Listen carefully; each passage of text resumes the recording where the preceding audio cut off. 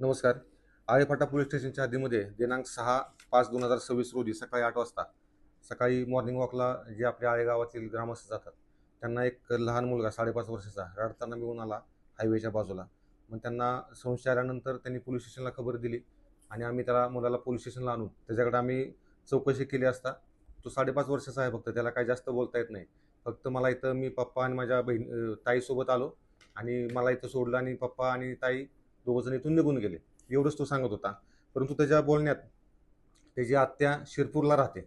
माझी आत्या शिरपूरला मी सुट्टीला गेलो होतो. असं बोलण्यातून निष्पन्न झाल्यामुळे आम्ही शिरपूरला त्याचा फोटो पाठवून चौकशी केली असता त्याची आत्या, सख्खी आत्या आहे, ती त्या ठिकाणी पोलीस पाटील आहे. मग तिच्याकडून ह्या मुलाच्या वडिलांचा, त्याच्या आजी-आजोबांचा शोध लागला. त्यानंतर ते आत्या, आजी-आजोबा सगळे पोलीस स्टेशनला आले. त्यांच्याकडे चौकशी केली असता असं समजलं की ह्या मुलाचे वडील जे आहेत, सागर शिंदे म्हणून, तर त्यांना 2 मुलं आहेत. एक मुलगा आणि एक मुलगी आहे आणि हा सापडलेला मुलगा 5.5 वर्षाचा आणि मुलगी 3.5 वर्षाची, अशी 2 मुलं आहेत. आणि त्याची आई जी आहे ती 6-7 महिन्यापूर्वी वडिलांना सोडून गेलेली आहे आणि ही मुलं वडिलांकडं आणि त्याच्या आजोबांकडं, आजीकडे राहतात. आणि त्यानंतर मग ते घरचे त्याचे सागर जो शिंदे आहे, त्याचे वडील सदाशिव शिंदे इथं पोलीस स्टेशनला आल्यानंतर त्यांनी सांगितलं की दिनांक 5 तारखेला सकाळी 10:30 वाजता सागर शिंदे त्याच्या 2 मुलांसह घरातून निघून गेलेला आहे. मुलांना बाहेर फिरवून आणतो असं सांगून. त्यानंतर तो परत घरी आलेला नाही. मग तो त्यानंतर सागर शिंदे कुठं आहे हा शोध लागत नव्हता. प्लस त्यांची मुलगी, तिचा सुद्धा काही शोध लागत नव्हता.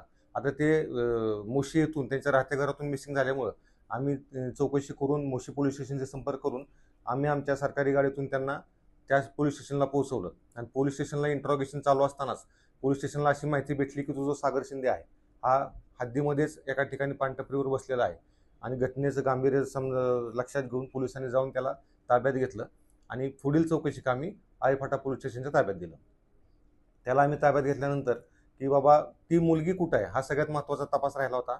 त्याकडे आम्ही कसून चौकशी केली असता त्यानं सांगितलं की त्या मुलीचा मी गळा दाबून आळेखिंडीच्या बाजूच्या जंगलामध्ये आणि माझा मुलगा जो आहे त्याचा सुद्धा गळा दाबून मी तिथं खून केलेला आहे, अशी त्यानं आमच्याकडे प्राथमिकदृष्ट्या कबुली दिली.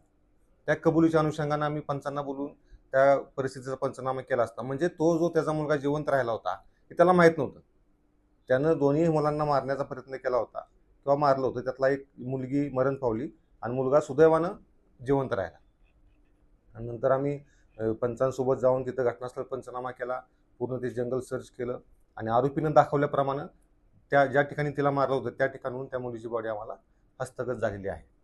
त्यानंतर पोलिसांनी आम्हीच फिर्याद देऊन ती तक्रार दाखल केलेली आहे आणि त्या अनुषंगानं पोलीस स्टेशनला CR नंबर 133/2026 भारतीय न्याय संहिता 2023 कलम 103(1), 109, 93 आणि 238 याप्रमाणे गुन्हा दाखल करण्यात आलेला आहे आणि आरोपी सागर सदाशिव शिंदे वय 29 वर्ष, राहणार गायकवाड वस्ती मोशी, तालुका हवेली, जिल्हा पुणे या सदर गुन्ह्यात अटक करण्यात आलेली आहे.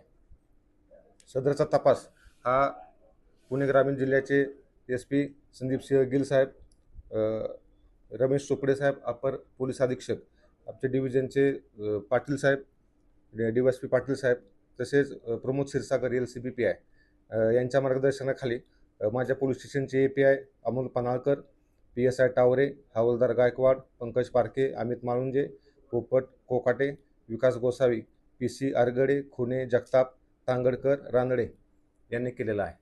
आणि ह्या बाबतीत मी दिवसभरामध्ये काल ह्या चौकशी करत असताना माननीय DYSP साहेब पाटील साहेबांचे खूप मोलाचे मार्गदर्शन भेटलेलं आहे.